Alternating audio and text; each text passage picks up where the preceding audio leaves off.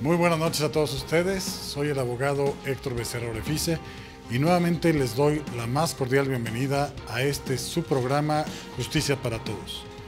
Un programa que tiene como finalidad el que usted conozca de una forma clara, de una forma concisa, de una forma resumida, sus derechos y obligaciones en materia legal. El día de hoy vamos a platicar acerca del decreto que nos pide que demos de alta la contabilidad electrónica para efectos de las cuestiones fiscales en nuestro país, de cómo se puede promover en su caso un juicio de amparo en contra de ese supuesto, de ese decreto. Le pido se quede a lo largo de esta transmisión, ya que se va a poner muy interesante y se les va a llenar de mucha información que les puede servir a ustedes, a un familiar, a una amistad.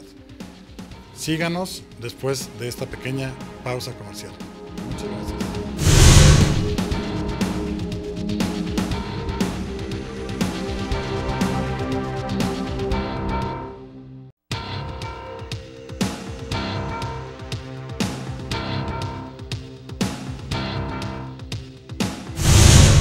Bien, estamos de vuelta para poder platicar acerca de la contabilidad electrónica que se tiene que dar ante las autoridades fiscales, incluso los amparos que posiblemente se puedan llegar a generar por este decreto. Para ello he podido convocar a una serie de especialistas, de abogados, de contador público, con los cuales podemos integrar este panel y poder discernir cualquier tipo de dudas respecto de este tema, a los cuales les doy la más cordial bienvenida a su programa. Y el día de hoy nos acompaña el licenciado Aquiles Miranda. Licenciado Héctor, muchas gracias por esta invitación. Saludos a todos. Al contrario, al contador Ricardo Mota. Licenciado Becerra, muchas gracias por esta invitación. Esta es su casa. Al licenciado Gonzalo Cavarrubias. Gracias por la invitación, Héctor. Y por último, al licenciado Óscar Aranda. Muchas gracias, buenas noches.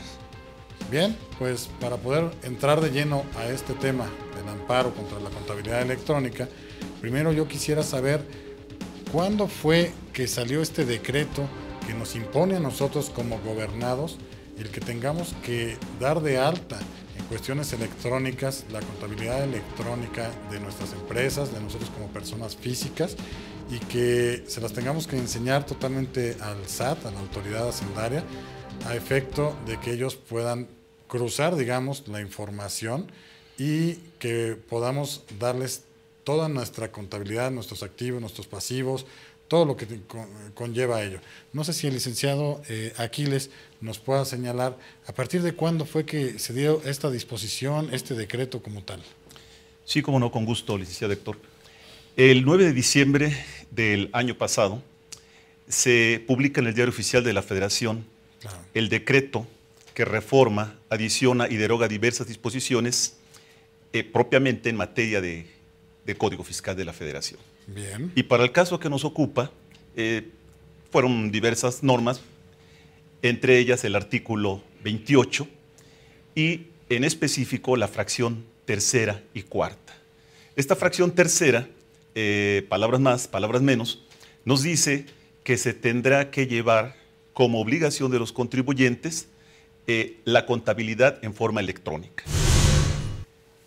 Y la fracción cuarta nos precisa que esa contabilidad electrónica tendrá que enviarse a la plataforma de la autoridad fiscal, entiéndase Servicio de Administración Tributaria. Bien. Y si quieres en una primera instancia, licenciado Héctor, tenemos ahí el fundamento legal en donde nos precisa la norma a través de este decreto que tendrá que cumplirse en estas dos circunstancias, la contabilidad en forma electrónica y su envío a la autoridad fiscal, Servicio de Administración Tributaria, en su página del Servicio de Administración Tributaria. ¿Esto le aplica a las personas físicas y morales?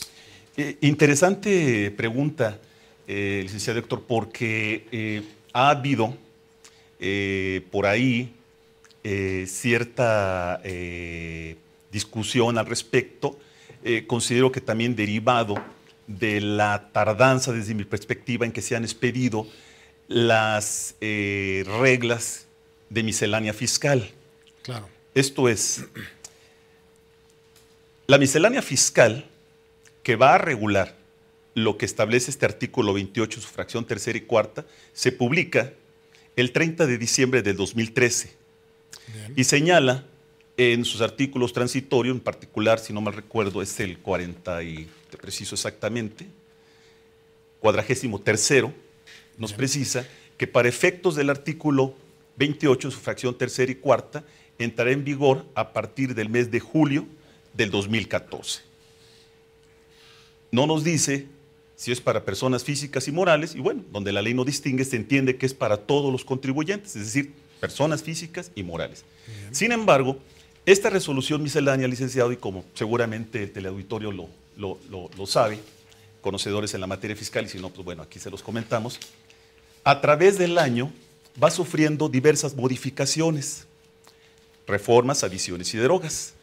Y es en la segunda resolución miscelánea que se publica el 4 de julio de 2014, ya de este año, en donde ya se precisa las diversas características que tendrán que cumplir todos aquellos que tendrán que estar en los supuestos de la fracción tercera y cuarta del artículo 28. Esto es, llevar la contabilidad electrónica y enviarla al Servicio de Administración Tributaria. Y señala en uno de sus apartados que serán las personas morales las que tendrán que cumplir estas obligaciones de presentar la contabilidad mes con mes.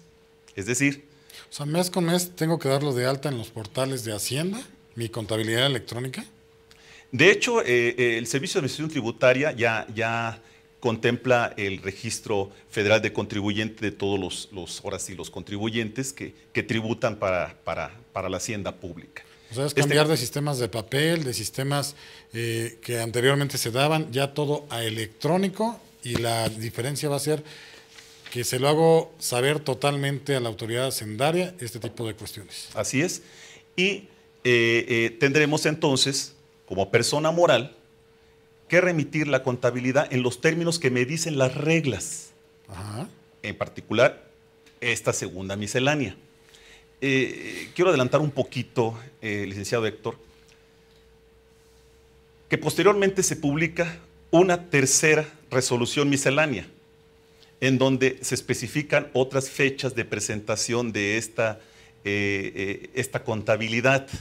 Digo, para efecto de los televidentes, las resoluciones misceláneas son, por así decirlo, una especie de parches, o de aclaraciones que se hacen a ciertas normas, a ciertos decretos.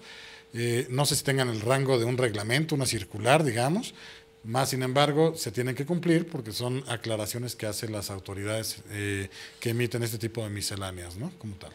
Sí, es muy atinado tu comentario, porque pues hay gente que dice, a ver, ¿cómo está esto? Si yo entiendo que hay una jerarquía en las leyes, ¿cómo es posible que el Código Fiscal no sea el medio o la ley donde se regule la forma en que tengo que presentar esta contabilidad ante la autoridad hacendaria y sea una resolución miscelánea que es prácticamente emitida por el Ejecutivo? Claro. Dicho en las palabras, el Servicio de Administración Tributaria.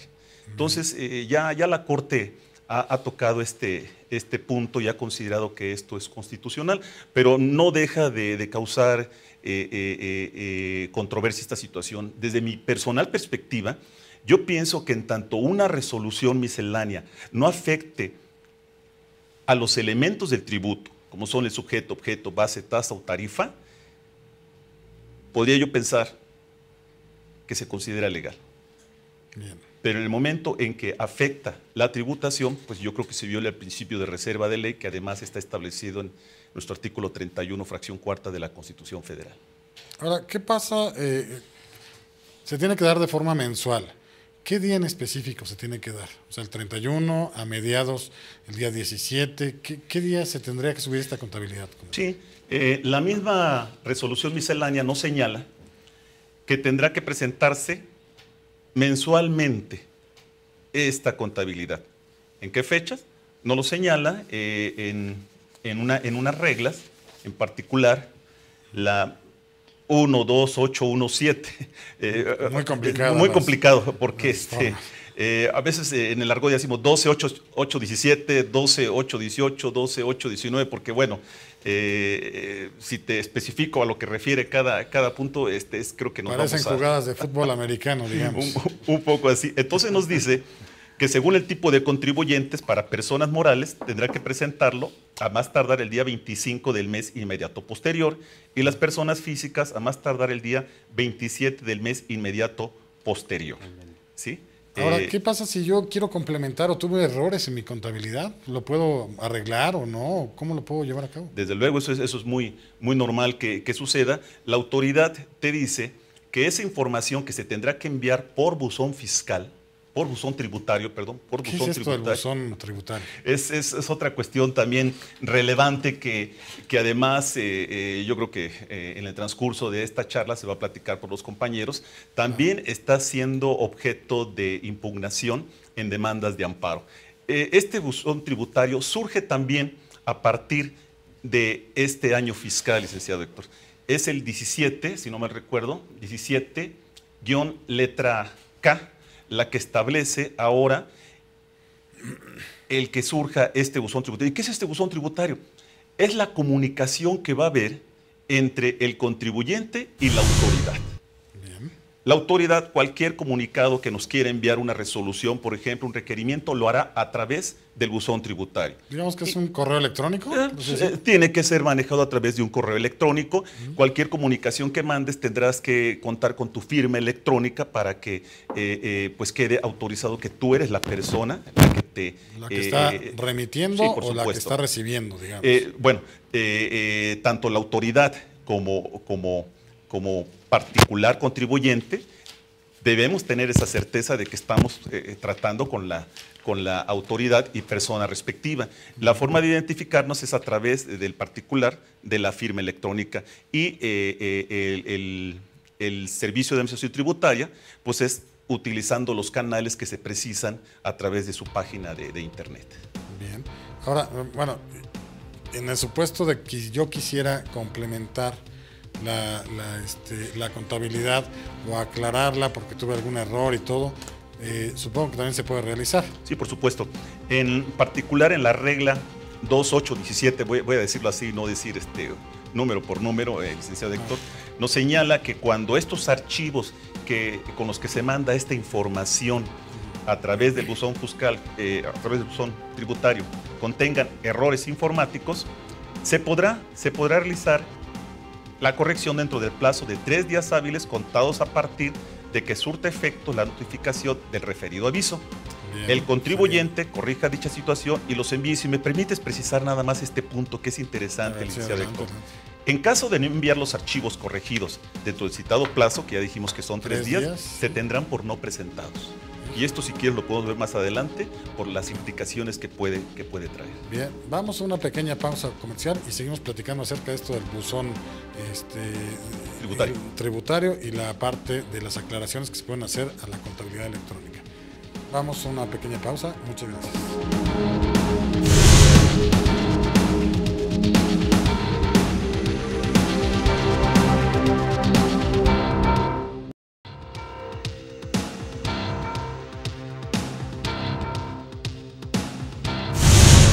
Bien, pues continuamos platicando acerca del buzón tributario y de las modificaciones a la contabilidad electrónica. ¿Seguía en el uso de la voz aquí el licenciado Aquiles? Muchas gracias, licenciado Héctor. Comentábamos que si hay algún error en los archivos que contienen esa información y que se están remitiendo al Servicio de Administración Tributaria, cabe la posibilidad de que se puedan corregir y tenemos un plazo de 3 días. 3 días, o sea, yo lo mando a la plataforma, si me di cuenta que tengo un problema. ¿Te diste cuenta? O bien la autoridad te lo hace saber a través del mismo buzón tributario. 3 días para poderlo sanear. Así es. Y si no lo hago, ya se tiene como una verdad. Se tendrá por no presentada, ahora sí, tu contabilidad electrónica. Y eso comentaba. Es grave por las consecuencias por no presentar la contabilidad de ese tamaño. Mira, tenemos por aquí el artículo 81 del Código Fiscal de la Federación, si me permites darle lectura. Claro. Nos dice por aquí, que son infracciones relacionadas con la obligación de pago de las contribuciones, así como de presentación de declaraciones, solicitudes, documentación, avisos, información o expedición de constancias, dice la fracción 25, no dar cumplimiento a lo dispuesto en el artículo 28, fracción primera de este código. Estamos hablando de la contabilidad del artículo 28. Claro. Viene un señalamiento después que no viene al caso y dice aquí el artículo 82, a quien cometa las infracciones relacionadas con la obligación de presentar declaraciones, solicitudes, documentación, avisos o información o con la expedición de comprobantes fiscales digitales por internet o de constancias a que se refiere el artículo 81 de este código, se impondrán las siguientes multas. Es decir, en materia fiscal hay un artículo que te regula cuál es la infracción y el siguiente artículo inmediatamente te dice cuál es la sanción, licenciado Héctor. En este caso ya nos remite, en el caso de la fracción 25, que es el que leímos del artículo 85, y la multa será de 27,680 pesos a 48,440 pesos. Si yo no presento mi contabilidad y todas estas situaciones, me hago acreedor a ese tipo de multas. Así es. Y déjame terminar lo que dice Claro, esta fracción. En caso de reincidencia, la sanción consistirá en la clausura del establecimiento del contribuyente por un plazo de 3 a 15 días. Lo cual, todas las mermas pues, que pueden llegar a tener y todos los problemas. Caramba, aquí digo, con independencia del punto que nos está tocando, pues pudiera también aquí ver vicios de constitucionalidad en este precepto. Ahora, también. ¿esta disposición ya aplica? O sea, ya está vigente como tal, ya se tiene que llevar a cabo por personas físicas, personas morales, esto como tal. Es interesante ese punto también, licenciado Héctor. Déjame decirte que la quinta resolución miscelánea, fíjate, ya estamos en la quinta, hablamos de la segunda del 4 de julio, ya estamos en la quinta, ya estamos en la quinta y se publicó el jueves 16 de octubre, la semana pasada. Claro. Y ahí nos dice en su 14º artículo que lo dispuesto en las reglas 2.8.17 y 2.8.18, que son las que establecen el enviar la documentación contable a la plataforma del Servicio de Administración Tributaria, resultará aplicable para las personas morales, ya lo habíamos señalado, sí, a partir del mes de julio de 2014. Entonces podríamos pensar, bueno, si ya esto es aplicable a partir del mes de julio de 2014, sí, pero únicamente para personas morales. Ahora nos dice, no obstante lo anterior, la información a que se refiere la regla 2.8.17, fracción segunda, referente a los meses de julio a diciembre de 2014, se deberá enviar en los siguientes términos. Y nos señala aquí la balanza de comprobación, que ya creo en su momento nos podrá explicar de mejor manera el contador que nos acompaña. Claro. De julio a diciembre, lo que se haya generado en forma electrónica de la contabilidad por estos meses hasta el mes de enero de 2015. No señala un día. Si nos dice enero de 2015, debemos entender que tenemos hasta el último día de enero de 2015. Híjole, qué bárbaro.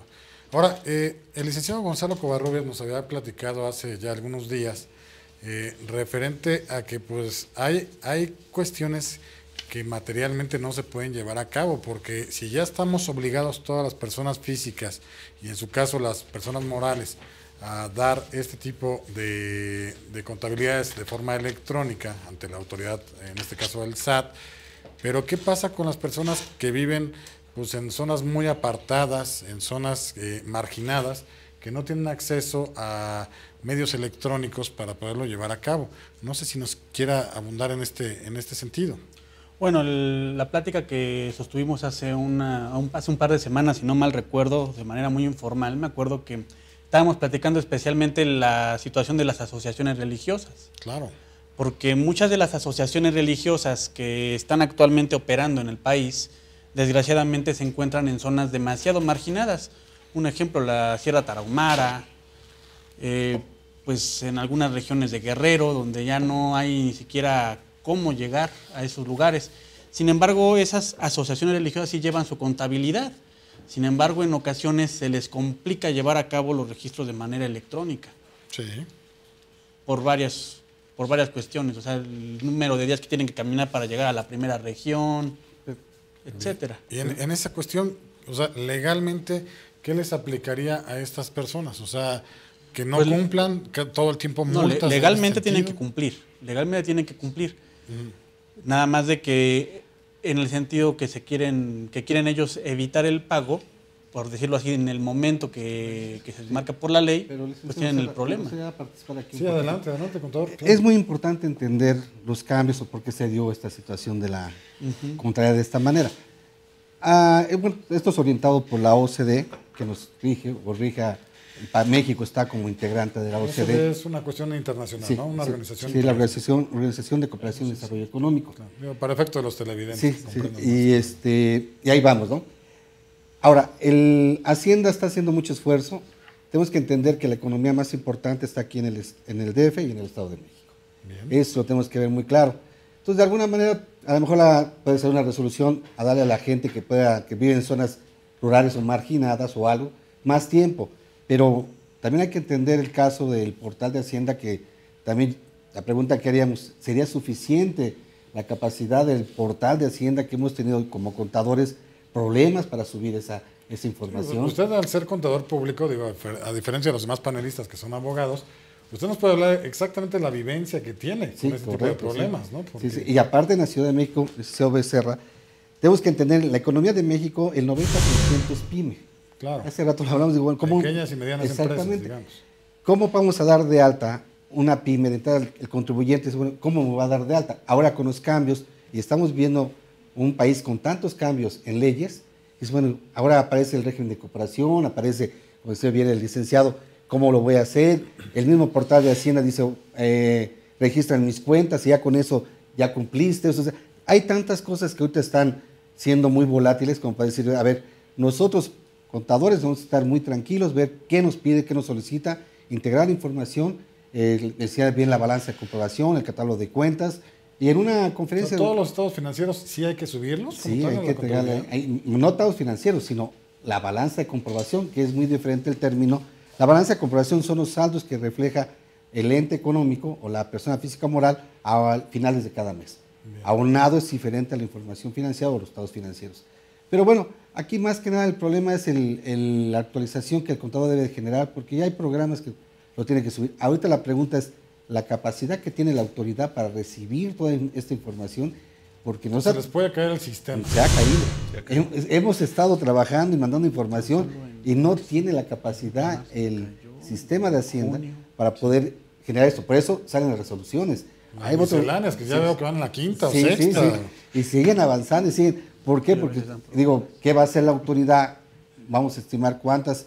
Las personas morales no tengo ningún problema, porque de alguna manera las empresas que conforman el índice de precios y cotizaciones son las que ya están cumpliendo desde hace tiempo, ya tienen todo ordenado. Claro. Aquí nos preocupa la PYME, que es la que... O las personas físicas también. Las personas físicas, y hay que entender también el nuevo mecánico de la REIN, o en qué consiste el REIN, en cómo va a estar obligado, en qué situación... ¿Qué es el régimen? El nuevo régimen de corporación que fusiona al régimen intermedio y al REPECO, que es la mayor parte que vemos de las tiendas que tenemos en la colonia que vivimos. Tiendas de abarrotes, misceláneas y demás. Exactamente. Bien. Entonces esa es la parte que tenemos que ver y obviamente aquí lo que la contabilidad es simplemente estar ordenados. No lo veo tan preocupante con los cambios si el contribuyente está ordenado.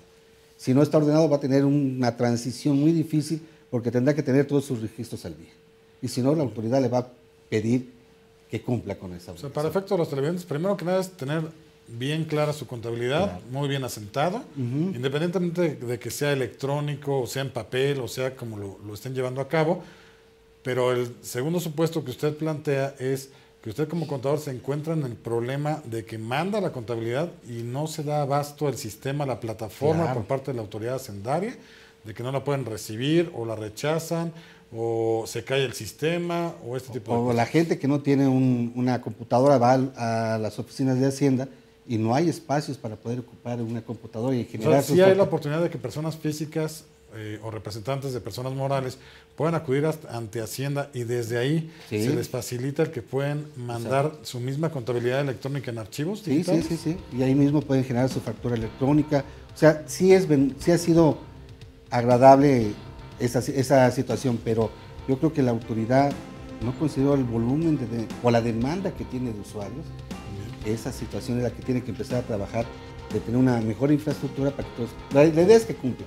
a través de estos medios. ¿A usted como contador no le afecta el tener que llevar a cabo esta contabilidad electrónica y que posiblemente, digo, todos somos humanos y podemos errar al momento de subirla, al momento de llevarla a cabo, los archivos, de cristalizarlos? ¿Eso no le preocupa? Como contador, no. A mí lo que más me preocupa es capacitar al empresario, a la persona física o moral, en esa situación del nuevo escenario que se está viviendo. Porque, pues, de alguna manera, como decía bien el licenciado, posterior a poder mandar una complementaria o algo. Ahora ya son las fechas muy fijas, muy cortas. Muy cortas. Si no tengo bien el control interno de mi empresa, pues va a tener problemas. Y ahí es el empresario que tiene que tener. Y si hablamos que el 90% es pyme, normalmente el pyme no tiene un control interno. Bien, es muy interesante eso. Vamos a una pequeña pausa comercial y seguimos platicando del tema. Muchas gracias.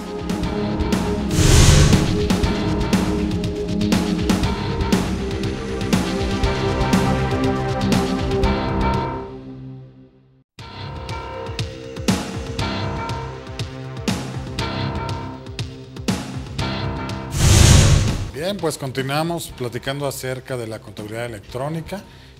Nos estaba platicando aquí atinadamente el contador Ricardo Mota referente a los problemas que él como contador tiene al llevar a cabo la contabilidad electrónica ante la autoridad hacendaria. No sé qué más problemas pueda usted ver o establecer materialmente que se puedan dar con este tipo de cuestiones electrónicas.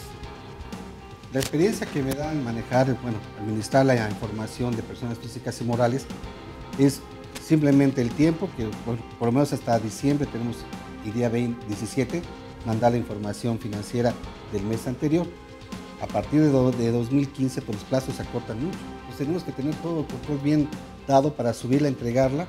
Y que no se causen las multas. Y que exactamente. O sea, para efecto de los contribuyentes, de los televidentes, perdón, tienen ustedes que saber que todos están ya obligados a este tipo de cuestiones de llevar la contabilidad electrónica y de subirla al buzón tributario. Y de ahí, si no lo hacen, pues van a tener multas que son, ustedes ya lo han escuchado, son cantidades muy elevadas como tal para que ustedes tengan que estar incumpliendo. Y pues sería bueno que sus contadores siempre cumplan con este tipo de cuestiones, de mandar este tipo de información como tal. Claro. Ahora, ¿qué tanto cabe el promover un juicio de amparo contra este tipo de contabilidad electrónica, contra este tipo de decretos, en virtud de que pues están ahora sí que orillando a los gobernados, en este caso, a hacer mil y un cosas para poder prestar su contabilidad como tal a las autoridades hacendarias? No sé si el licenciado Óscar Aranda nos pueda comentar si es viable. Héctor, perdón la interrupción. Sí. Y antes de que inicie, licenciado Óscar, la cuestión de amparo, nada más precisar en cuanto a tu comentario de que todos los contribuyentes, desde luego, ya están sujetos a lo que establece la disposición fiscal. Claro. Sin embargo, hay unos contribuyentes que están exentos, que creo que es bueno saber quiénes están exentos muy bueno. de rendir esta información al fisco federal. Y tenemos que se está exentando a aquellas personas físicas con ingresos en el ejercicio anterior que no hayan excedido los 2 millones de pesos. Okay. Entonces, si la gente que no llega a los 2 millones de pesos de forma anual, no está obligada a meter esta contabilidad electrónica ante el buzón tributario. Así es. Y también aquellos que se encuentren, ya lo citaba el contador, en el régimen de incorporación fiscal. Bien. Okay. Pienso que ¿Estos cuáles serían para efecto de un mejor entendimiento? Sí, son aquellas personas físicas que realizan, por ejemplo, actividades empresariales que enajenan bienes o bien, yo creo que esto es muy importante para gentes como nosotros que realizan actividades profesionales, también los que tienen actividades profesionales, con esta condicionante de que no se rebasen los 2 millones de pesos y esta práctica que lleven a cabo estas personas por la cuestión de lo que antes era por honorarios, que no requieran título. Eso es importante también. Bien. Porque así nos lo establece el artículo 111 de la Ley del Impuesto sobre la Renta. Ese tipo de personas entonces no están obligadas a dar están exentas la contabilidad electrónica ante el buzón tributario. Bien. Y nomás comentando que dice bien el licenciado, esta parte es la fusión, lo que antes hablábamos de régimen intermedio con Repeco, y queda muy claro que son hasta 2 millones, una tienda de abarrotes que está en la esquina, claro. Me doy de alta y con eso cumplo, además informo a la autoridad que estoy en el régimen de incorporación y ya no tengo ningún problema. Bien, entonces eso no le aplicaría. No le yo aplicaría. creo que también mucha gente, pues a lo mejor, digo, sí llegará o no llegará a los 2 millones de forma anual, pero bueno, los que sean mayores a esos 2 millones, pues sí tendrán esta obligación, sí, ¿no? Sí, pasa. Bien, no sé si el licenciado Óscar Aranda nos pueda comentar qué tan viable es promover un amparo en contra de este decreto de la contabilidad electrónica para las personas que exceden de esos 2 millones de pesos de forma anual. Sí, por supuesto, sí es importante precisamente esta reforma que ya hicieron el comentario en base al artículo 28, fracción cuarta concretamente, claro. Nos establece desde el punto de vista de la Constitución, desde mi punto de vista, una colisión de derechos.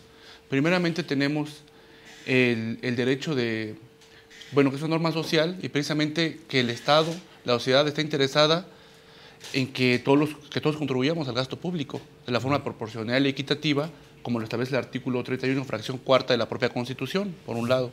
Claro. Por el otro lado nos encontramos ante el derecho humano de la privacidad y de la seguridad jurídica con que cuenta todo gobernado, que se prevé en el artículo 16 del Pacto Federal. Claro. Entonces, en ese sentido hay una colisión de derechos. El amparo es totalmente viable, promoverlo, dependerá del argumento que esgrima el abogado precisamente para tener éxito o no, desde la suspensión hasta la resolución del fondo del negocio. Okay. Pero aquí es importante aclarar que el juez tendrá que ponderar esta situación. Y de entrada sí es procedente el promover un juicio de amparo contra este decreto como tal. De entrada sí, por lo que te reitero que hay una colisión de derechos, desde mi perspectiva, y por el otro lado también había que ver el carácter de la norma del Código Fiscal de la Federación, su artículo 28. Si se establece que es una forma de, si realmente establece una facultad de comprobación de la autoridad fiscal, o más bien o establece únicamente una forma, un procedimiento, una formalidad para que el contribuyente allegue esa información a la autoridad. También es importante eso determinar si realmente esta reforma establece un derecho o más bien exige una obligación para que el contribuyente acceda a estos medios electrónicos. Bien, ahora el juicio de amparo, por lo que tengo entendido, pues hay 2 formas de llevarlo a cabo, o 2 momentos para poderlo llevar a cabo. Uno sería, después de que es emitido el decreto como tal, se cuentan ciertos días para poderlo llevar a cabo, y otra a partir del momento en que uno se coloca en cierto supuesto. Aquí, bueno, no sé si el licenciado Gonzalo Covarrubias nos puede comentar, pues a partir de cuándo tengo yo que proceder en un juicio de amparo y cómo llevarlo a cabo. Bueno, primero quiero hacer la aclaración de que no son 2 momentos, son 3. A ver, ¿cuáles serían los 3? El primer momento es a partir de que la norma entra en vigor.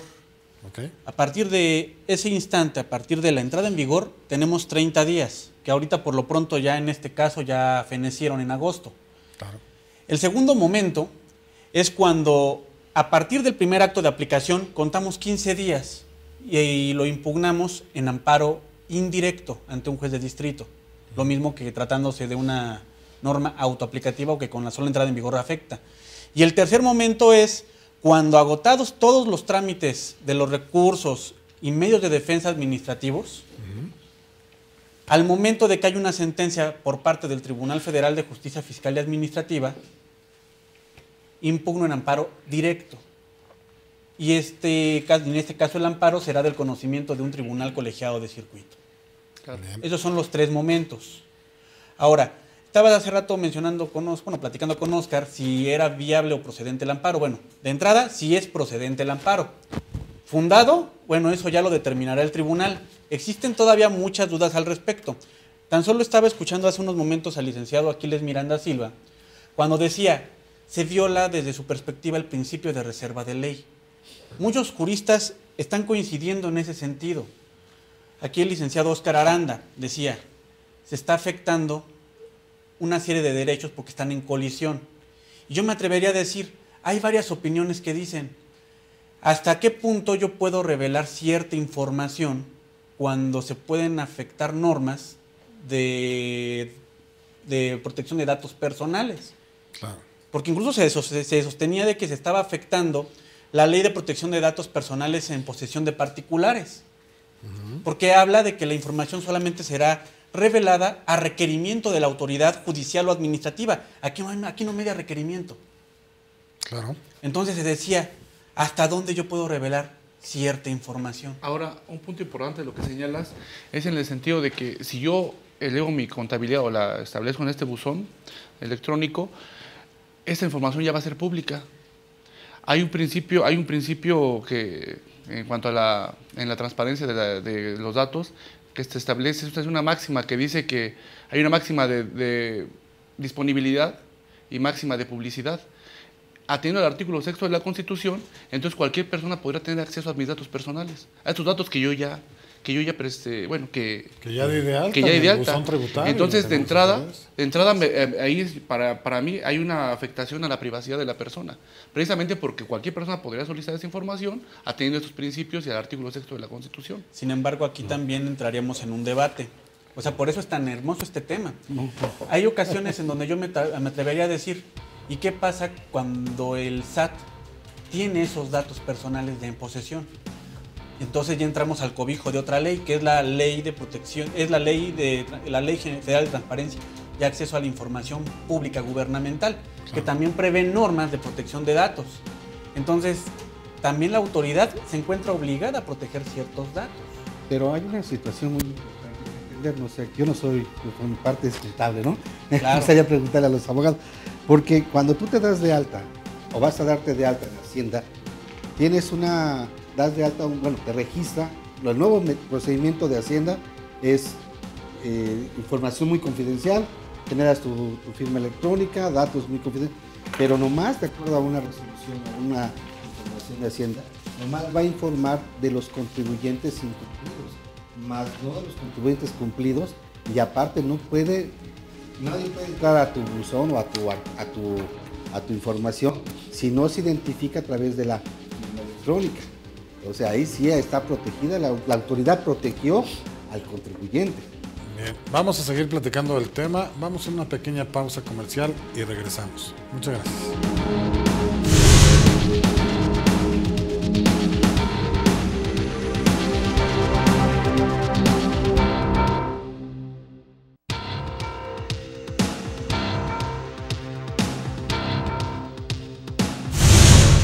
Bien, estamos de regreso para seguir platicando acerca del amparo contra la contabilidad electrónica. Se quedó platicando aquí el contador Ricardo Mota. No sé si quiera seguir platicando. No, esa era mi parte de preguntar a los abogados, porque la autoridad sí como que protegió la información de todos los contribuyentes. Ahora, el licenciado Óscar Aranda nos platicaba de si es o no procedente o si se admite o no el amparo, pero tengo entendido que ya hay una cifra considerable de amparos que se han promovido en contra de este decreto de contabilidad electrónica. Más o menos como cuántos se han promovido. No tengo el dato exacto. Son miles de Sí, juicios. pero es una cantidad excesiva que inclusive ya las mandaron a otro juzgado especializado para que conozca esta situación. Pero Entonces esto quiere decir que sí es procedente el amparo, no creo que todos... en cuanto a la promoción, sí es. Ahora, en cuanto a la resolución de fondo, que se te otorgue una suspensión para que obtengas un beneficio, o en cuanto a la sentencia que te desincorporen a la persona que promovió de esta norma, había que ver. Todavía hay que esperar porque no se ha resuelto. Hay algunas suspensiones. ¿Se han que ya otorgado suspensiones? Suspensiones se han otorgado, tanto provisionales como definitivas. ¿Y se qué han otorgado. efecto tiene la suspensión? O sea, ya no doy de alta mi contabilidad, o ¿cómo sería? ¿Cuál sería el efecto? de una Bueno, el suspensión? efecto de la suspensión radica precisamente en que no se te apliquen los efectos y consecuencias de esta norma. Únicamente de manera transitoria es el efecto de la suspensión. Ya para el fondo del negocio, entonces sí, la sentencia, en el caso de que se conceda el amparo, será desincorporar la norma jurídica a la persona que promovió el amparo. Nada más que es importante aquí también señalar que en cuanto a la suspensión que comentas, en cuanto a la suspensión que se comenta, ¿cómo sería la situación de que es procedente o no? Yo desde mi perspectiva considero que es procedente. ¿Por qué? Porque en su momento, si yo promuevo, solicito la suspensión y si me la niegan, ¿qué pasaría? Si me niegan esa suspensión, yo estaría estableciendo la contabilidad mes con mes Y si yo obtengo una eventual sentencia concesora del amparo, ¿cómo me restituiría en el juez o en la sentencia propiamente en mi derecho de los datos que ya conocieron? Bien. Entonces, para mí, desde mi perspectiva, es una cuestión de imposible reparación el hecho de que no me concedan la suspensión, porque no obstante que obtenga la sentencia, no se van a retrotraer para que los datos que se los cedí, como ya los conocieron. Entonces, para mí es importante ese punto y que creo que sí sería factible obtener la suspensión provisional y su aumento a la definitiva. De hecho, si me lo permiten, Claro. hay un comunicado, bueno, hubo un comunicado del Consejo de la Judicatura Federal, que fue el primero que se generó, por ahí del mes de septiembre, donde se hace referencia a que el Juzgado Octavo de la Ciudad de México concedió una suspensión definitiva contra la contabilidad electrónica, buzón tributario y todo el sistema electrónico que estipula el Código Fiscal. Bien. Y precisamente se soportó en lo que dice Óscar, en los daños de imposible reparación. Bien, eso es referente a la suspensión, pero Sí. ¿no hay ningún amparo que ya se haya resuelto de fondo como tal? Pues hasta ahorita No, que se hasta sepa, no, ¿eh? Hasta el momento no. En relación a la pregunta que formulaste, licenciado Héctor, la semana anterior se tenía por parte del Consejo de la Judicatura un informe de presentación de amparos por la cantidad de 13.057. Tantos 13.057 amparos, en donde rápidamente te comento, en el DF fueron 3.898, en Jalisco 2.094, en Puebla 571, en Baja California 414, en fin. Y efectivamente, como lo comenta el licenciado Gonzalo, ya se están otorgando cuestiones sobre la suspensión provisional y definitiva. Incluso la autoridad, como sabemos, tiene la facultad de presentar revisión en contra de esa suspensión definitiva.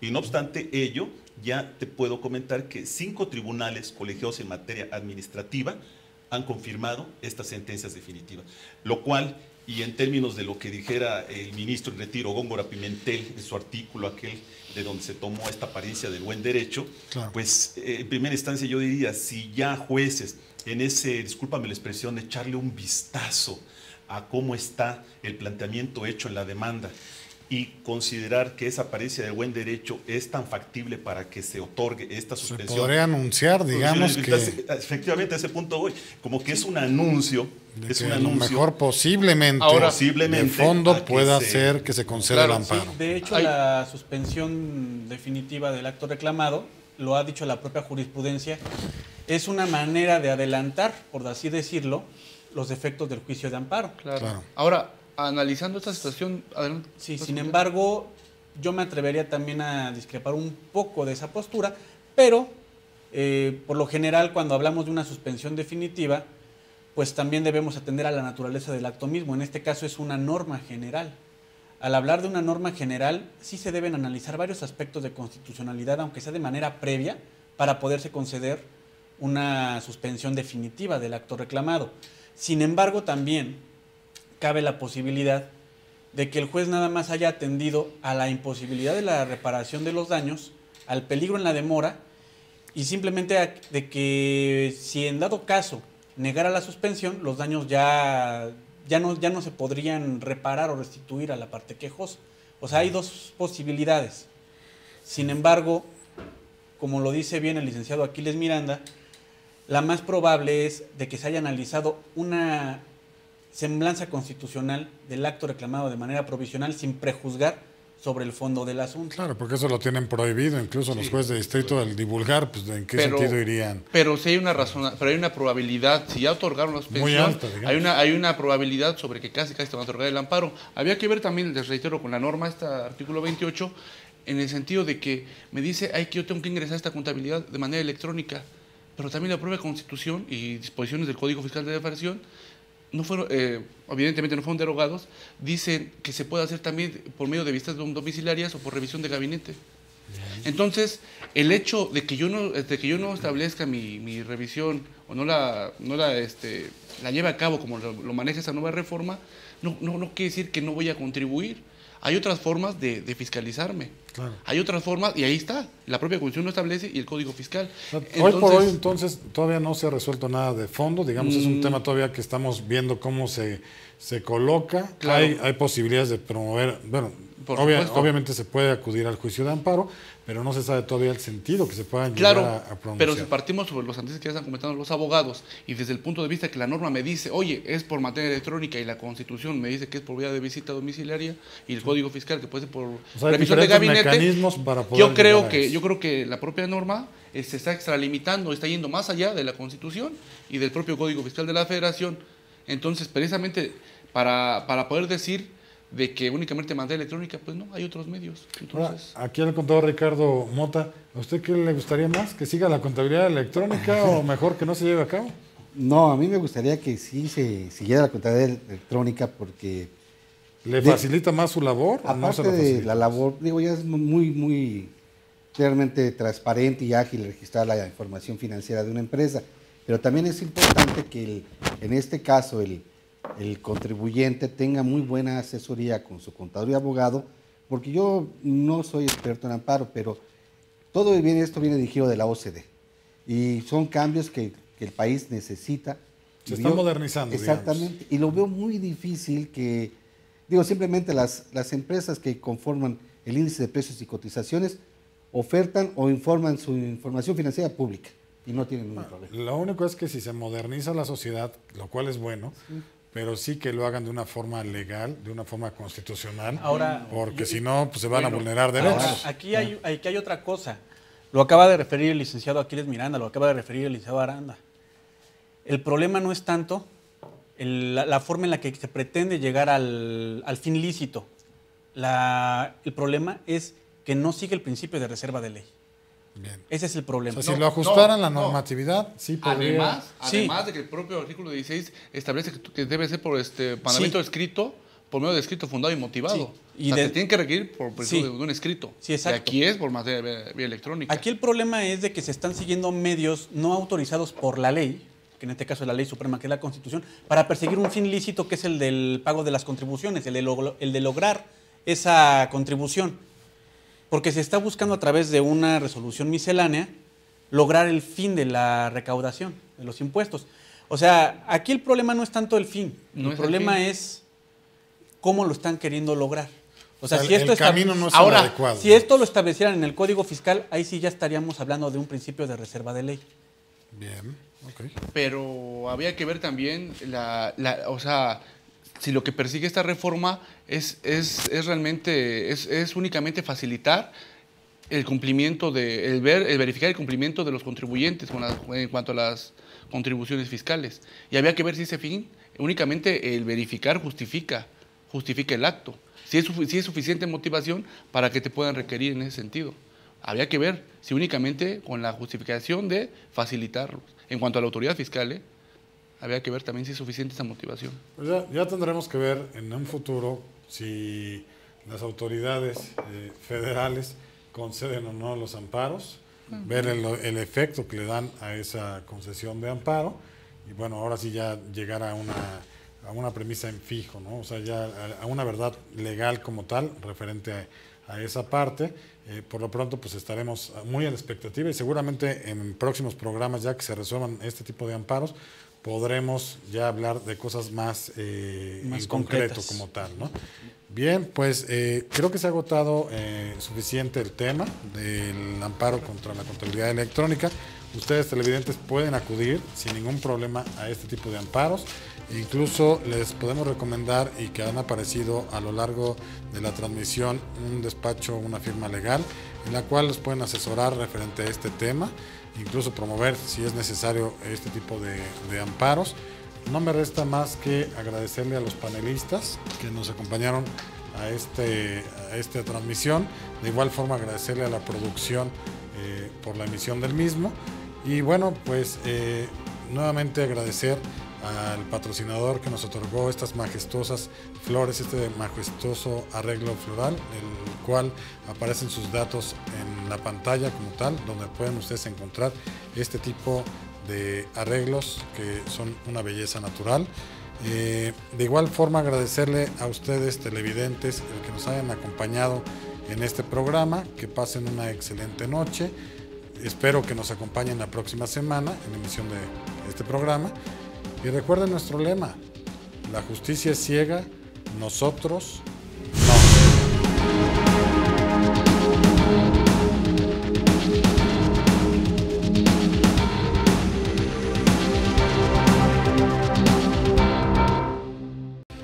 ¿Sabes qué es la contabilidad electrónica? ¿Sabes qué es el buzón tributario y que en su caso puedes promover un juicio de amparo en contra de ese decreto? No te pierdas tu programa Justicia para Todos este miércoles 9 de la noche aquí en Libra TV.